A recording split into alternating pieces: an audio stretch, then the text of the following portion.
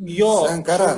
Resmi dil. Sen kara. Sen aktivist oturursun ama sen adam hemen Ayşe düşünüyorsun. Durkan Sen nem için ben adam düşünmüyorsun.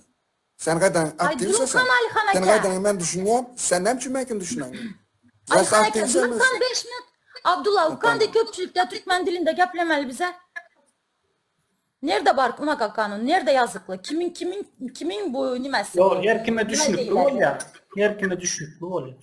Bir benim dilim şu olsa, bana Türkmenistan konstitusiyası hak veren olsa, sen düşün ya da düşünme, ben şu dilde geplecek. Ama Türkmen dilinden resmi dilde geplemeye ben hiç borcunum var. Yer gelende gepleşemem. Türkmençe kurulu diyem, o proste men düşünem, ok deydim. Ben bularım düşünem, ok deydim. Düşünüyorduk sana ayda tazıklatlarım Abdullah. Ben düşünmeyen yönü bir bırak tir kuruluya, bırak yuvaş kuruluya, ondan düşünüp olun. Hazır sen demokrasiya dedin, doğru mu? Berde demokrasiya var dedin. Demokrasiyada bilesen mi? Bu zatlara yol verilmedi. Millet parazlığa, adamlara bir dilde gepledi, baskıcılığa yol verilmedi. Demokrasiyanı sizler yanlış düşünüpsüler.